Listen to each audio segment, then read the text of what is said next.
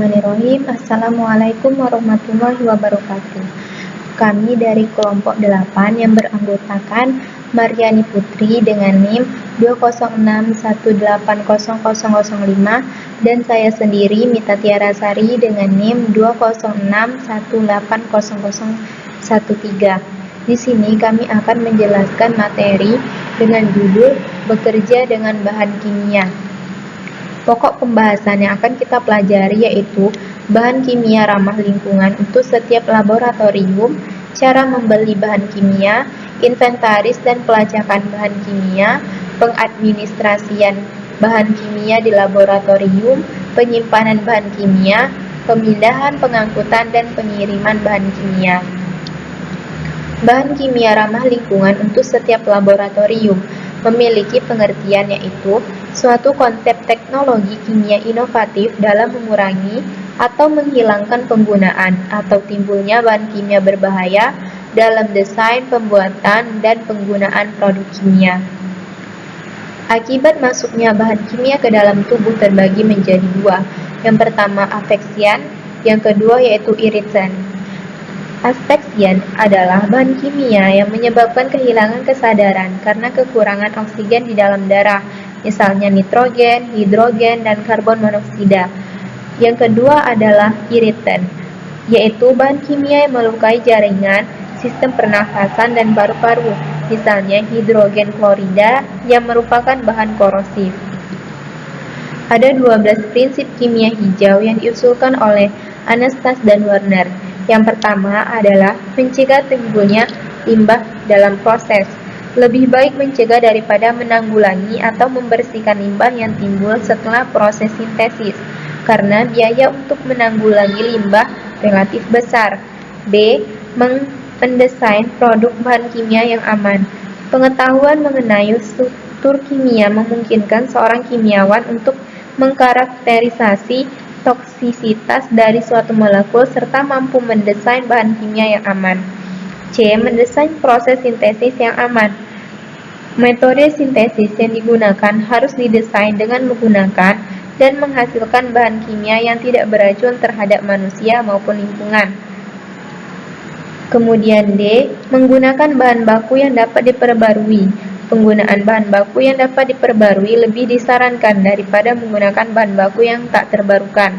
Hal ini disebabkan karena bahan baku terbarukan biasanya berasal dari produk pertanian atau hasil alam, sedangkan bahan baku tak terbarukan berasal dari bahan bakar fosil seperti minyak bumi, gas alam, batu bara, dan bahan tambang lainnya.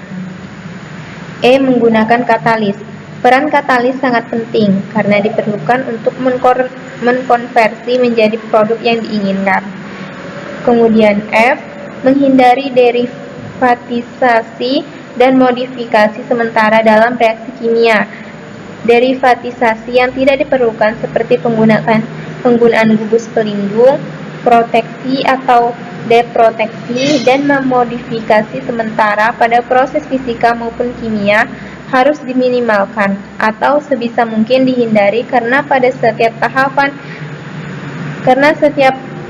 derivatisasi memerlukan tambahan reagen yang dapat memperbanyak limbah. G. Meminimalkan atom ekonomi. Atom ekonomi di sini digunakan untuk menilai proporsi produk yang dihasilkan dibandingkan dengan reaksen yang digunakan. Kemudian H. Menggunakan pelarut yang aman. Menggunakan pelarut yang aman yaitu bahan kimia seperti pelarut, ekstraktan, atau bahan kimia tambahan yang lain harus dihindari penggunaannya. I.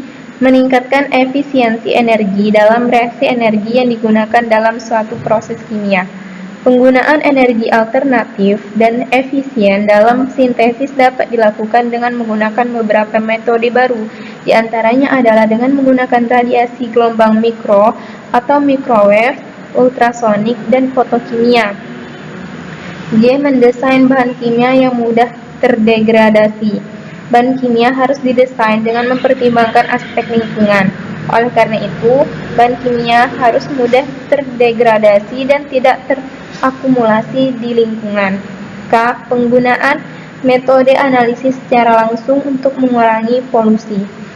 Metode analisis yang dilakukan secara real time dapat mengurangi pembentukan produk samping yang tidak diinginkan.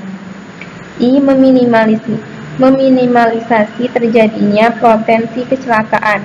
Bahan kimia yang digunakan dalam reaksi kimia harus dipilih sedemikian rupa sehingga potensi kecelakaan yang dapat mengakibatkan masuknya bahan kimia ke lingkungan, ledakan, dan api dapat untuk dihindari. Kemudian, cara membeli bahan kimia. Sebelum membeli bahan kimia, hal-hal yang perlu kita ketahui yaitu jumlah bahan kimia yang akan dibeli, jenis atau karakteristik bahan kimia yang akan dibeli, kemudian ada potensi limbah, kemudian waktu pengiriman bahan kimia, dan juga membuat rancangan SOP. Nah, rancangan SOP perencanaan pembelian bahan yaitu terdiri dari printout data inventory, kemudian perencanaan pembelian, kaji ulang jumlah, jenis, potensi bahaya, kemudian pengajuan pembelian, persetujuan anggaran, material issued request, pengelolaan, klarifikasi spesifikasi, proses pembelian, dan selesai. Kemudian, inventaris dan pelacakan bahan kimia.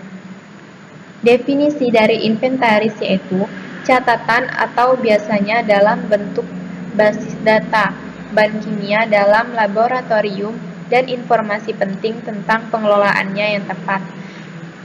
Inventaris yang dikelola dengan baik meliputi bahan kimia yang dapat dari sumber komersial dan yang dibuat di laboratorium, dan lokasi penyimpanan untuk setiap wadah masing-masing bahan kimia.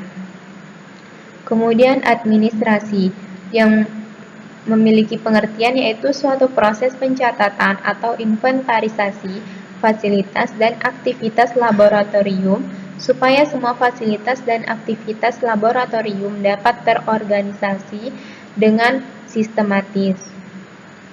Hal ini terdiri dari bangunan atau ruangan laboratorium, kemudian fasilitas umum laboratorium, kemudian peralatan dan bahan, ketenagaan laboratorium, dan juga kegiatan laboratorium. Baiklah, materi selanjutnya akan disambung oleh Saudari Mariani Putri. Assalamualaikum warahmatullahi wabarakatuh. Saya Mariani Putri. Di sini saya akan melanjutkan penjelasan Saudari Mita. Baiklah, langsung saja, yaitu pengadministrasian bahan kimia di laboratorium. Zat-zat kimia yang abadi di laboratorium untuk keperluan praktikum atau penelitian dikelompokkan menjadi yang pertama yaitu zat radioaktif. Contoh dari zat radioaktif ini yaitu isotop karbon. Kemudian zat reaktif. Zat reaktif ini dikelompokkan lagi menjadi zat piroforik dan zat reaktif air. Contoh zat piroforik yaitu fosfor dan contoh zat reaktif air yaitu natrium. Kemudian zat korosif. Zat korosif ini dibagi lagi misalnya asam mineral, asam organik, basa. Kemudian zat flammable dan combustible. Contohnya yaitu asetaldehid, kemudian CH3COH seton. Kemudian oksidator. Contoh dari oksidator, zat oksidator ini misalnya kalium permanaganat, kemudian H2O2 feriklorida. Kemudian zat beracun atau toksik. Contoh dari zat beracun ini misalnya kloroform, kemudian C6H62 butanol, dan lain sebagainya. Kemudian zat sensitif cahaya. Zat sensitif cahaya ini contohnya yaitu zatnya berupa merkuri klorida, HgCl2, natrium iodida, dan lain juga sebagainya. Kemudian gas terkompresi. Contohnya yaitu gas asetilen, C2H2 gas nitrogen, dan lain sebagainya. Baiklah, selanjutnya penyimpanan bahan kimia. Penyimpanan bahan kimia yang berbahaya dikelompokkan menjadi yaitu yang pertama bahan kimia beracun atau toksik. Bahan kimia ini dalam kondisi normal ataupun kecelakaan tetap berbahaya. Contoh penyimpanan yaitu disimpan dalam ruangan sejuk. Kemudian bahan kimia atau korosif. Kemudian bahan kimia mudah terbakar atau flammable. Kemudian bahan kimia peledak atau eksplosif. Dan bahan kimia oksidator atau oxidation, di mana bahan jenis ini untuk penyimpanannya itu memerlukan cara yang berbeda-beda, seperti yang beracun yang sudah saya jelaskan tadi, yaitu dalam ruangan yang sejuk. Kemudian kalau yang korosif ini yaitu beberapa jenis dari korosif ini mudah menguap. Yang lainnya itu secara dahsyat dapat berinteraksi atau bereaksi dengan air. Oleh karena itu bahan ini harus disimpan dalam ruangan yang sejuk. Nah, untuk penjelasan selanjutnya, karena penyimpanannya itu berbeda-beda disesuaikan dengan jenis bahan kimianya, silakan kalian baca pada makalah kami. Selanjutnya, pemindahan, pengangkutan, dan pengiriman bahan kimia. Pertama, pemindahan. Untuk memindahkan bahan kimia di lokasi kerja, itu digunakan perangkat pengaman sekunder. Lembaga dengan kampus yang besar mungkin memakai pembawa atau kendaraan khusus untuk mengangkut bahan yang diatur dan disesuaikan berdasarkan peraturan yang telah ditetapkan. Kemudian lanjutan pengangkutan. Nah, sebelum melaksanakan pekerjaan pengangkutan bahan kimia berbahaya, maka pengawas atasan berkewajiban menyampaikan informasi K3 serta resiko bahaya. Kemudian dalam pengangkutan ini juga memerlukan kehati-hatian, kemudian berdasarkan peraturan atau penetapan. Kemudian setiap perlengkapan juga harus dilengkapi. Misalnya dari perlengkapan K3 itu berupa APD, APAR, atau P3K yang ada pada lokasi kerja. Kemudian pengiriman bahan kimia. Bahan kimia, bahan biologis, dan bahan radioaktif. Pengiriman domestik atau internasional itu telah diatur oleh International Air Transport Association atau IATA atau Asosiasi Transportasi Udara Internasional. Individu atau orang yang memiliki sertifikat IATA harus melakukan inspeksi pengemasan, pengajian, administrasi, dan menandatangani dokumen-dokumen untuk pengiriman. Baiklah, itu saja penjelasan dari saya.